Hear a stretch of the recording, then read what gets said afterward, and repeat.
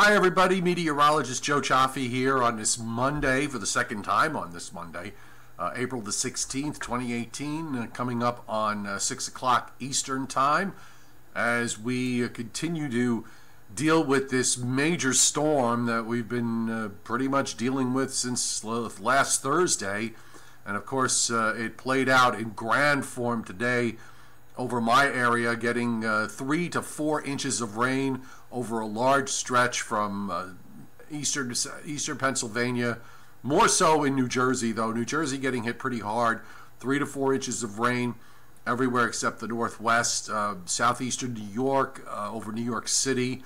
Long Island getting every bit of 2 to 3 inches with some local higher amounts, and those 3+ inches of rain extended into Connecticut. I was out in it today.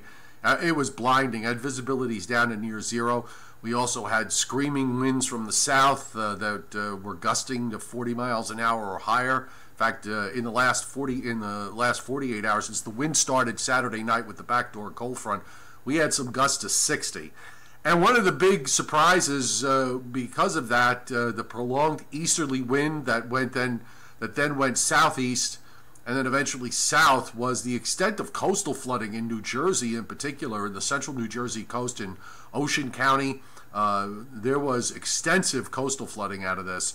Sometimes the unanticipated happens with regards to systems like this. This wasn't a nor'easter.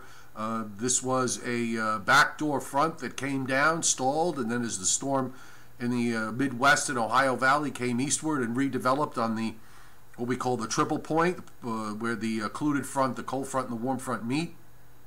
The result was some pretty violent weather.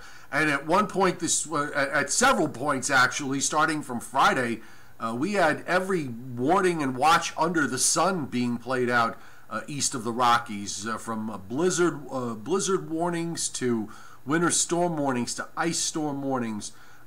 Flash flood warnings, just plain old flood warnings, coastal flood warnings, severe thunderstorm, tornado, red flag warnings for fire danger. I mean, it was just amazing.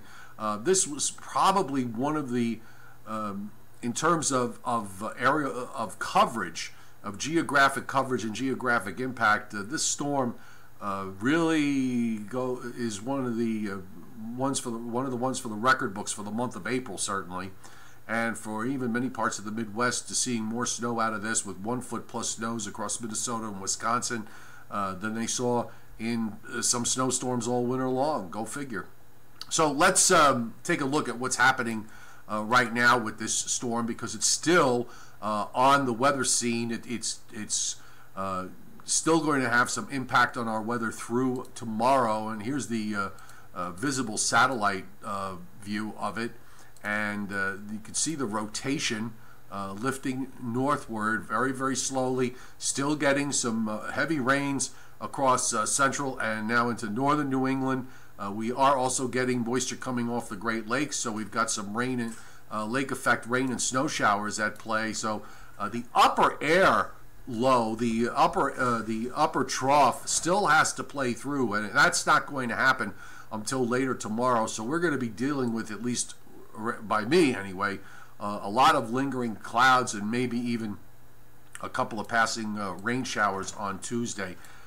It's so hard to put 2 nice days back to back. When I say nice days, I don't even mean so much in terms of temperatures, but more just on the lines of just trying to get 2 days of sunshine and near average temperatures. I think most people would settle for that. The extremes this weekend, going from 80 to 40 in a matter of hours, was just astounding. Here's what it looks like on the surface map, and that big circulation in the east extends all the way back west of the Mississippi River, on up north toward southern parts of Hudson Bay, all the way down south into Florida. The surface low is now running through eastern Pennsylvania and lifting northward, and the whole upper trough is still back to the west. And as I said, this is going to take more time in order for it to get through. Meanwhile, in the west, we've got the next round of energy that's coming in And because the system in the east is such a dominant feature, the system coming in from the west, while it does have a fairly, impressive might be too strong a word, but it's got a nice little shortwave that's going to be coming out. The problem is that the storm in the east is going to take its time getting out of the way. There's going to be a limited amount of room, and how much is there going to be for this storm to work on? Most of the available moisture in the atmosphere is being used up here, so by the time this thing translates east, I just don't know how much it's going to be able to generate with regards to moisture. And here's the radar view in the northeast. So we still have weather going on. To the northeast, we've got rain and heavy rains now moving into southern Maine. There's some ice and snow on the northern end. On the backside, we've got some rain and snow showers going on through western New York, and just plain old rain showers in eastern Pennsylvania. You can see the southerly flow from Long Island eastward. Everything is still moving pretty much from south to north, and doing it at an absolute snail's pace. So let's take a look at where we're going forward here over the next week or so. I just want to show you this, as far as the teleconnections are concerned. And we mentioned yesterday that these become a little less useful as we get deeper into the spring, but we still want to pay a little attention to it. You'll notice that the NAO is weekly negative here, right up until about the 21st, 22nd, when it goes positive. After that, the PNA is forecast to go positive, and the EPO negative today, strongly positive relative to the time of year, then back down to the neutral line. So you know, the signals that the teleconnections are giving are a little bit on the ambiguous side. Let's put it that way. They don't really give us any kind of clear view as to where all of this is going. But I will say, when we look forward to the long range, if you're looking for a prolonged period of above average temperatures in the northeast and northern mid-Atlantic, look very hard, because it's just not there through probably at least through month's end, and maybe even into the first part of May. Now, the watches and warnings map tonight, the standouts are the red flag warning because of the dry conditions back in the western half of Texas, western Oklahoma, back also through western Kansas and much of eastern Colorado, all of New Mexico, and just about all of Arizona. There's high wind warnings and wind advisories up for that part of the country as well. We have winter storm watches that have been posted for a small portion of northern Iowa and southern Minnesota, with the next weather system that's going to be coming eastward. Scattering of winter weather advisories up in the northern Rockies and the Northwest, also in the mountains of eastern California. And in the east, because of this cold air that this thing's pulling down after the blizzard conditions that occurred across Wisconsin and parts of Minnesota, we're seeing freeze warnings here that are going to be up overnight for a good chunk of the Ohio and Tennessee Valley. Remember, their growing season's already underway, so this is not a good thing to happen at this point. With respect to general weather that's going on the radar across the country, I just want to at least, before we even get to this, the radar, I just want to bring up the Storm Prediction Center. Going through, this is the day 4 to day 8. There really isn't too much happening today. There's actually no organized severe weather to speak of. I guess it all got wrung out of the equation with the system from the weekend. There's a general area of thunderstorms that you can expect through central and northern California, and we're seeing some of those actually moving through at the moment. Also up in the northwest across northern Idaho and back through Montana, and in the east it's pretty quiet, so we really don't have to worry from the standpoint of severe weather for the rest of tonight till the next system comes east. And I think this is going to be a relatively quiet week from that standpoint. So on we go. So on we take a look at where we're going with all this model wise. And by the way, I see you guys posting over here. James Blunt, you're in Maine with light snow and ice pellets. Yep, that northern fringe, you know, they had ice storm conditions up through a good chunk of western New York out of this. It was really amazing to see all those different watches and warnings up all at the same time. I can't remember the last time something like that actually occurred. And of course, it helps that it's in the middle part of April, where you could have all these crazy weather schemes going on. But here's the new GFS. Now, remember I said earlier about the fact that there's a limited amount of room.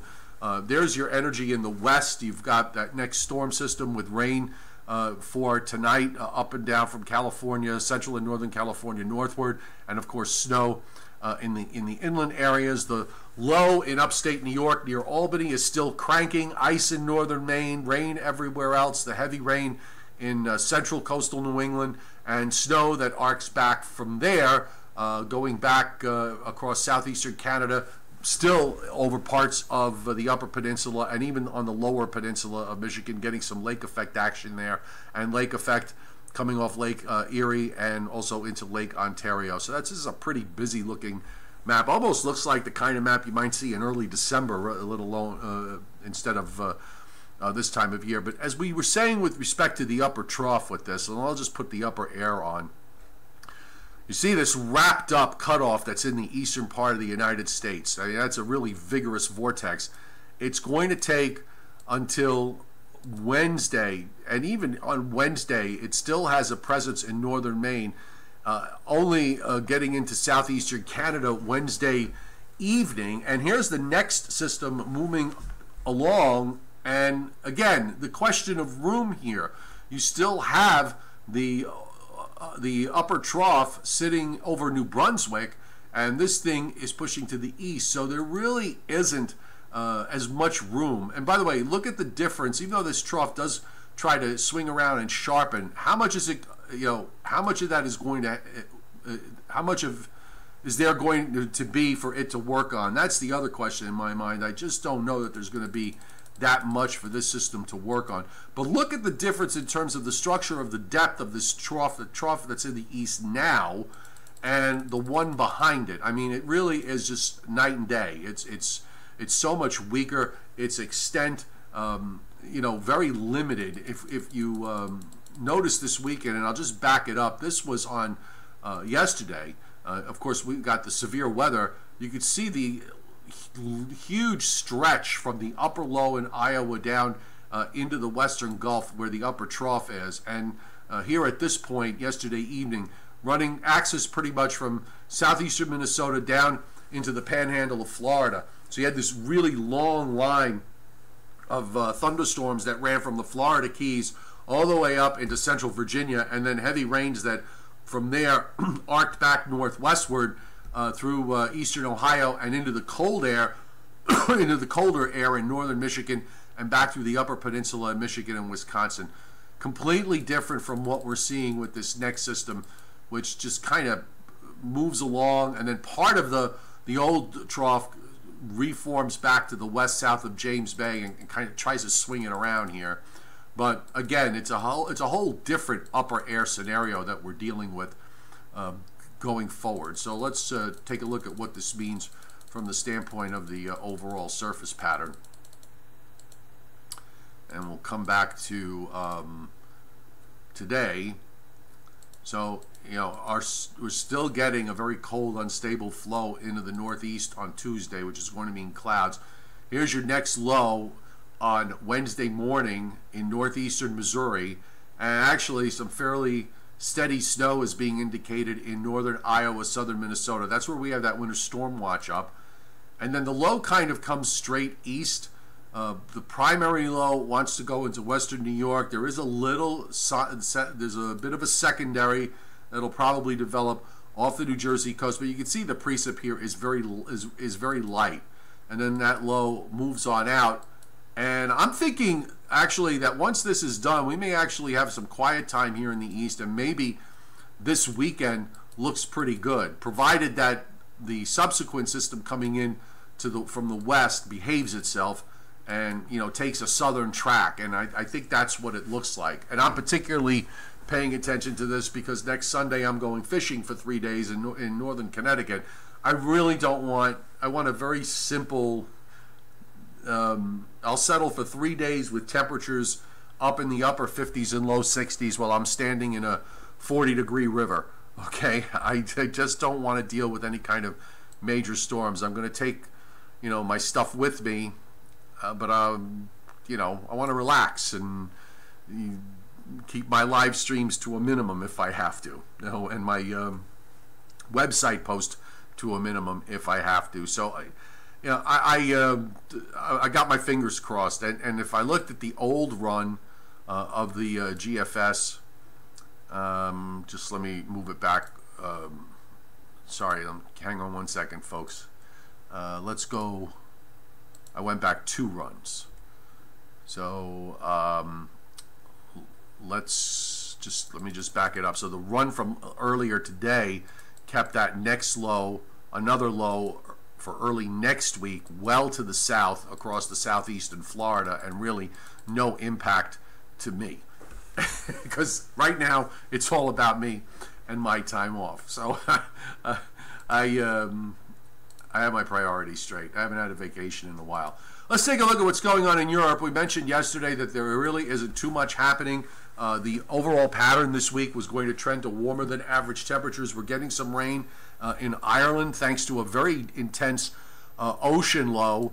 That you can see it on the edge of the picture here, that 957 low. That's well to the west of Ireland, so the rain gets in there and into parts of Scotland and westernmost England, but that low really just kind of goes north and northwestward and stays out in the Atlantic. And after that, much of Europe looks dry, except for some showers down in southern Italy and in parts of the eastern Mediterranean.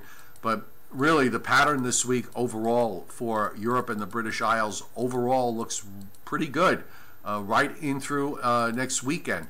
The odd weak weather system coming through England with some showers, temperatures that are probably going to be up in the 60s and 70s. So you guys got the nice spring weather that we're looking for here. Send some here, please, because we really could use it. And where am I? I'm hiding here somewhere. Unless I made myself disappear again as I keep moving these Brady Bunch boxes around. Yep, I lost it. Hang on a second. Let me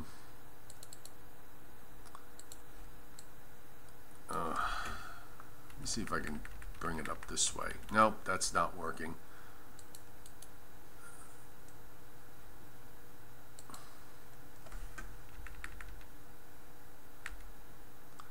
Oh, that's not working either. I was trying to bring up the old screen. So let's get this out of here, and I'll make a new one. So I'll get rid of that. Add. I will be there shortly. There I am. Okay, so I'm coming to the board now. So hang on, folks. And thanks everybody for being here tonight. It's been a crazy weekend, as you know, and it takes its toll after a while. We had a lot of thunderstorms, David Schwartz. Yeah, there were numerous lightning strikes this morning as that warm front tried to push northward. It was quite the show in some places. Okay, Pallet. The Weather Channel says it's the slowest Gulf Stream in 1,600 years. Could result in extreme weather.